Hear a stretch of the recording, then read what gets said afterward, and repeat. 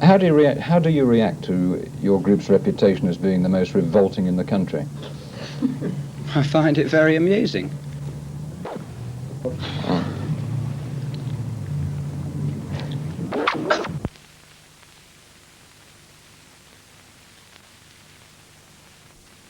There's no way it's a bad example, it's an extremely good example. And yet it's said that you're sick on stage, you spit at the audience and so on. I mean, how can this be a good example to children? Well, people are sick everywhere. People are sick and fed up of this country, telling them what to do. But not getting paid for it. Pardon? But not getting paid for putting on that sort of public show. Well, nor are we. We ain't even being allowed to play. Makes you sick, isn't it? In fact, you're acting as spokesman for the group today. Yes, indeed. Have you stopped them from talking to us? Not at all. They're just so disgusted by having to answer so many questions about something so simple.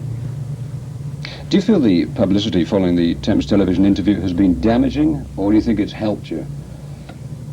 I don't think it's been damaging, far from it. Whether it's helping us is another matter.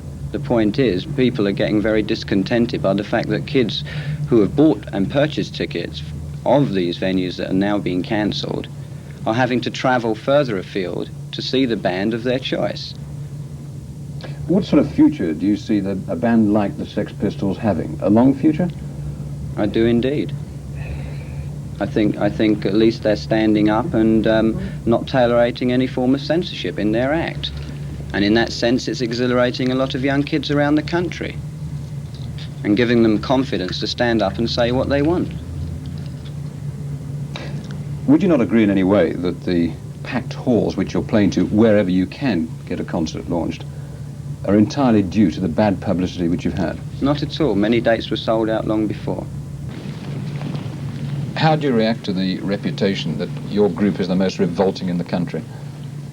Look, our group is creating a generation gap for the first time in 5 years in this country, and a lot of people are feeling genuinely threatened by it.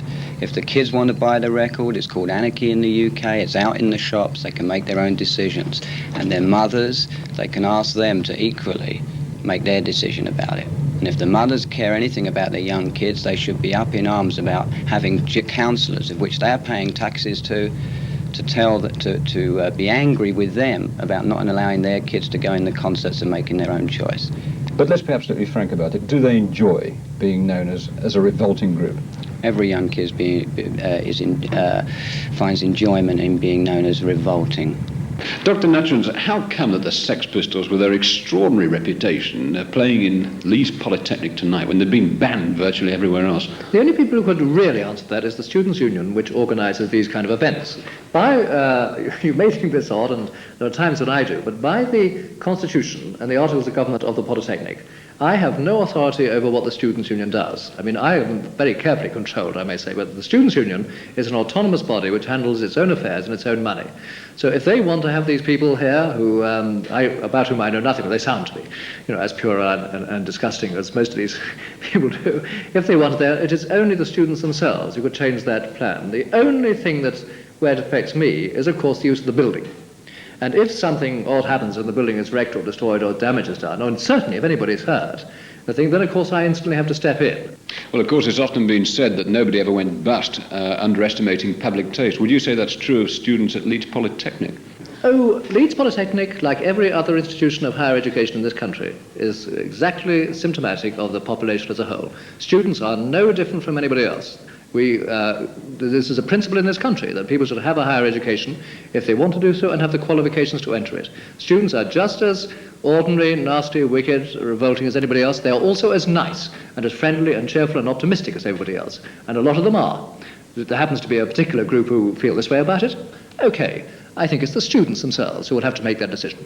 I believe, in fact, by some extraordinary coincidence, you're performing the Messiah in Leeds Polytechnic tonight also. Yes, that actually is the case. And even more oddly, such financing as the Messiah needs, it does in fact come from the Students' Union. But the Messiah is being performed actually in another building in the Polytechnic, and its staff and students, there's quite a big choir, about 80 or 90. It's been rehearsing all yesterday afternoon. And it will do actually rather a good performance of most of the Messiah. It's an extraordinary thing. I mean, I suppose that by the evening there will be two great sort of streams of prayer going out from Leeds Polytechnic, one upwards and the other, I suppose, down, or maybe sideways.